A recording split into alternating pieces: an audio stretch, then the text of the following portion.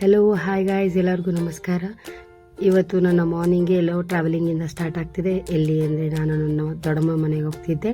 And ನಮ್ಮ ದೊಡ್ಡಪ್ಪನೇ ಬಂದು ಕರ್ಕೊಂಬಂದಿದ್ರು, ಯಾಕಂದರೆ ನಮ್ಮ ಅಜ್ಜಿಗೆ ಮಂಡಿ ನೋವು ಅಂತ.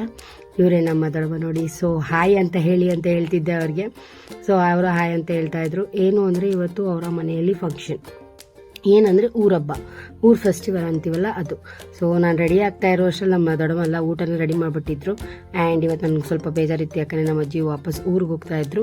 ಅದಕ್ಕೆ ಹೋಗಿ ನಾವು ಊಟ ಮಾಡಿಕೊಂಡು ಅಲ್ಲೇ ಒಂದು 2 hours 3 hours ಎಲ್ಲ ಟೈಮ್ ಸ್ಪೆಂಡ್ ಮಾಡಿಕೊಂಡು ವಾಪಸ್ ಹೊರಡುವಂಥ ಟೈಮ್ ಆಯಿತು. ಯಾಕಂದರೆ ಇವತ್ತು ಮನೆಯಲ್ಲಿ ಒಂದು ಕೆಲಸ ಇತ್ತು, ಅದಕ್ಕೋಸ್ಕರ. ಆದರೆ ಹೋಗಿದ್ದ ದಾರಿಲಿ ಏನೋ ಮರ್ತ್ಕೊಂಡು ವಾಪಸ್ ಬಂದೆ ನಾನು ನಮ್ಮ ದೊಡ್ಡಮ್ಮ ಮನೆಗೆ. ನಾನು ಹೋಗಿದ ತಕ್ಷಣ ನಾನು ನೋಡಿದೆ ನಮ್ಮ ದೊಡ್ಡಮ್ಮ ಫೋನಲ್ಲಿ ಮಾತಾಡ್ತಿದ್ರು. ಬಟ್ ನಾನು ಏನು ಬಿಟ್ಟೋಗಿದ್ದೀನಿ ಅಂತ ಅವ್ರಿಗೂ ಗೊತ್ತಿರಲಿಲ್ಲ. ಹೋಗ್ಬಿಟ್ಟು ಹೇಳ್ದೆ, ದೊಡ್ಡಮ್ಮ ಏನೋ ಮರ್ತ್ಕೊಂಡ್ಬಿಟ್ಟಿದ್ದೀನಿ ಅಂತ.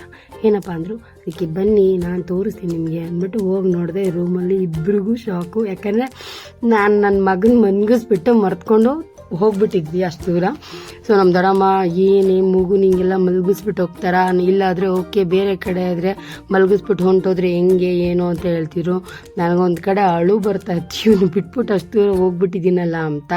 ಆ್ಯಂಡ್ ಒಂದು ಕಡೆ ಫೀಲ್ ಆಗ್ತಾ ಇತ್ತು, ಅಯ್ಯಯ್ಯೋ ಅಕಸ್ಮಾತ್ ಅವನೇನಾದರೂ ಎದ್ದಿದ್ರೆ ಈಗ ಅವ್ನು ತುಂಬ ಬೇಗ ಇವಾಗ ಕೆಳಗಡೆ ಇಳಿಯೋಕ್ಕೆಲ್ಲ ಟ್ರೈ ಮಾಡ್ತಾನೆ.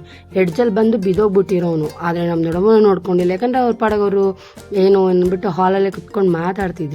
ಸೊ ಹಂಗೆ ನಮ್ಮ ದೊಡ್ಡಮ್ಮನ ಜೊತೆ ಮಾತಾಡಿಕೊಂಡು ಇವತ್ತೊಂದು ದಿನನ ಕಂಪ್ಲೀಟ್ ಮಾಡಿಕೊಂಡು ಅವನು ಇಟ್ಕೊಂಡು ಆಮೇಲೆ ಹೊರಗಡೆ ಬಂದೆ. ಯಾಕಂದರೆ ಎಲ್ಲೋ ಒಂದು ಸ್ವಲ್ಪ ಚಿಕ್ಕದಾಗಿ ಶಾಪಿಂಗ್ ಇತ್ತು, ಗೋಲ್ಡ್ ಶಾಪಿಂಗ್. ಅಮ್ಮ ಆಲ್ರೆಡಿ ವೆಯ್ಟ್ ಮಾಡ್ತಿದ್ರು. ನಾನು ದೇವಸ್ಥಾನದ ಹತ್ರ ಹೋಗಲಿಲ್ಲ ಇವತ್ತು, ಬಟ್ ಈಚೆ ಕಡೆಯಿಂದ ಸಖತ್ತಾಗಿ ಡೆಕೋರ್ ಎಲ್ಲ ಮಾಡಿದ್ರು, ನೋಡ್ಕೊಂಡು ಬಂದೆ. ಸೊ ಇದೇ ನಾವು ಯಾವಾಗಲೂ ಗೋಲ್ಡ್ ಶಾಪ್ ಮಾಡೋದು ಆರ್.ಆರ್. ನಗರದಲ್ಲೇ. ಆ್ಯಂಡ್ ಅಜ್ಜಿಗೋಸ್ಕರ ರಿಂಗ್ ನೋಡ್ತಿದ್ವಿ, ಆ್ಯಂಡ್ ನನಗೋಸ್ಕರ ನೋಸ್ ಪಿನ್ ನೋಡ್ತಿದ್ವಿ. ಚೆನ್ನಾಗಿರುತ್ತೆ ಇದೆಲ್ಲ, ಡಿಸೈನ್ಸ್ ಆಗಿಬಿಡ್ಬೋದು ಅಥವಾ ಗೋಲ್ಡ್ ಆಗಿರ್ಬೋದು. ತುಂಬ ಇಷ್ಟ ಆಗುತ್ತೆ ನನಗಿಲ್ಲಿ. ತೊಗೊಂಡು ಏನು ಬೇಕೋ ಶಾಪಿಂಗ್ ಮಾಡ್ಕೊಂಡು ಅಜ್ಜಿನ ಹತ್ತಿಸ್ಬಿಟ್ಟು ಊರಿಗೆ ಬಂದ್ವಿ. ಬರೋಷ್ಟರಲ್ಲಿ ಆಲ್ರೆಡಿ ಫೋನ್ ಮಾಡ್ತಾಯಿದ್ರು ಫ್ರಿಜ್ ಅವರು, ಯಾವಾಗ ಬರ್ತೀರಾ ಮೇಡಮ್, ಡೆಮೋ ಎಲ್ಲ ತೋರಿಸೋದಿದೆ ನಿಮ್ಮದು ಅಂತ.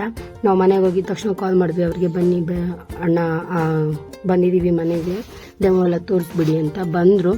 ಬಂದಮೇಲೆ ನನಗೆ ಅವರು ಫಸ್ಟು ಬೇರೆ ಕಡೆ ಇಡಿಸ್ಬೇಕು ಅಂತ ಅಂದ್ಕೊಂಡಿದ್ದೆ. ಅದು ಅಷ್ಟು ನೀಟಾಗಿ ಅನ್ನಿಸ್ಲಿಲ್ಲ.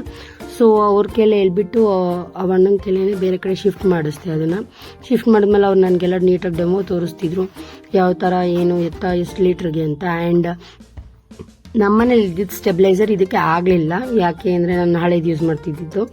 ಇದು ಬ್ರ್ಯಾಂಡೆಡ್ ಆಗಿರೋದ್ರಿಂದ, ನೆಕ್ಸ್ಟ್ ಇದು ಹೈ ವೋಲ್ಟೇಜ್ ಕೆಪಾಸಿಟಿ ಇರೋ ಫ್ರಿಜ್ ಆಗಿರೋದ್ರಿಂದ ಇದಕ್ಕೆ ಬ್ರ್ಯಾಂಡೆಡ್ಡೇ ಹಾಕಬೇಕು. ನೀವು ನಾರ್ಮಲ್ ಆಗಿರೋದ್ರೆಲ್ಲ ಹಾಕಿದ್ರೆ ಕರೆಂಟು ಹೋಗಿದಾಗ ಬಂದಾಗ ಶಾರ್ಟ್ ಸರ್ಕ್ಯೂಟ್ ಆಗುವಂಥ ಒಂದು ಇಶ್ಯೂ ಇರುತ್ತೆ ಅಂತ ಹೇಳಿದ್ರು.